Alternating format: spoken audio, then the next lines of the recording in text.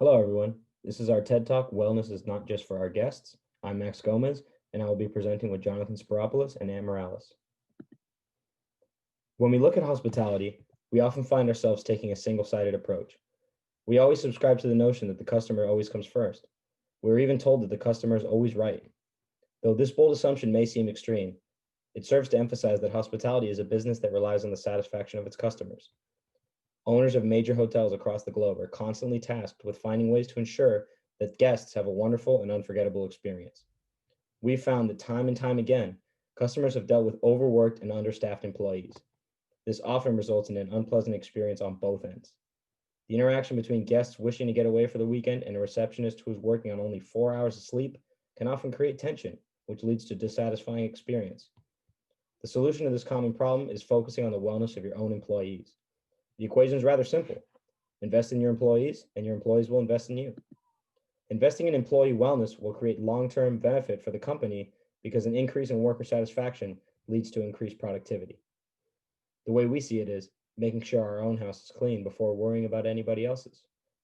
One way that hotels can invest in employee wellness is by implementing proper training and creating streamlined processes which workers may use to deal with any issues regarding a guest's stay. This creates operational efficiencies, enhances the customer experience, and establishes your internal company culture. Considering that employees are the largest asset of hotels and deal with customers more than anyone else, it only makes sense to ensure that those employees strive to represent a brand that takes care of them. According to Christian Grossman, founder and CEO of Beekeeper, colleagues who believe their employer is invested in their success are more likely to give their best work. Engaged employees help you establish better relationships with your customers.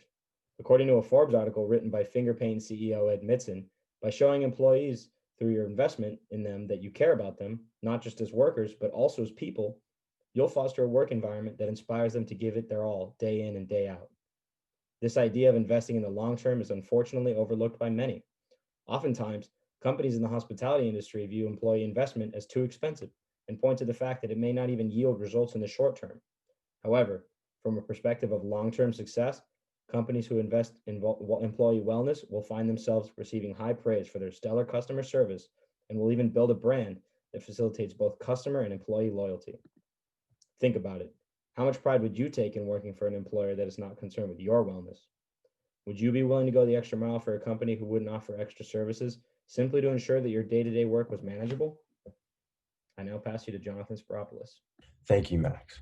I looked more in detail at how wellness programs affect employees' health and morale. I wondered if these programs were beneficial or if they were hurting companies financially, as 80% of U.S. employers offer the opportunity for their employees to be a part of wellness programs. The average amount of money spent on these programs is roughly $8 billion a year in the industry. In a clinical trial published in early 2019 by Harvard Med School, I found that programs provided to employees did not show any differences in clinical measures of health or healthcare spending and utilization. However, there was a significant increase in positive self reported behaviors by people that had access to programs. The programs offered hit on different topics such as nutrition, physical activity, and stress reduction, which were facilitated by registered dietitians. At locations where programs were offered to employees, there was an 8% increase in workers taking part in regular exercise and 13% increase in workers actively watching their weight. These results were compared to workers at a site where no programs were offered. More importantly, there was a 35 to 40% increase in employees self reporting positive effects on health behaviors due to the wellness program. Overall, what I took away when I read this clinical study was that wellness programs do not have a significant effect on the actual health of a person.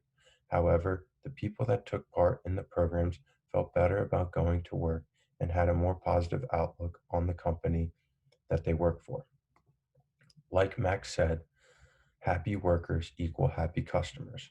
The programs may cost a lot financially, but long term, the employees will be happier, hopefully leading to better productivity and better interactions with customers. It is most definitely worth it for companies to put wellness programs in place for their employees. In conclusion, research has shown that employees that have a negative outlook on their job have lower work productivity. So, in any industry, wellness programs combat the negative and help employees to be positive to boost work productivity. I now pass it to Ant.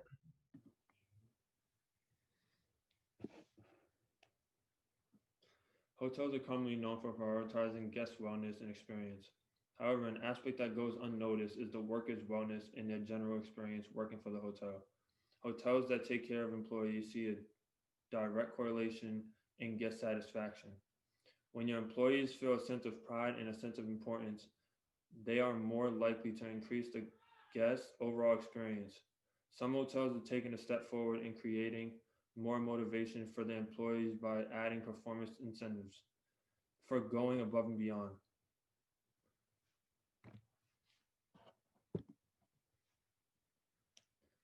During the time of COVID-19, the workers' wellness should be a top priority for they have to shoulder a heavy workload that comes with a new way of life.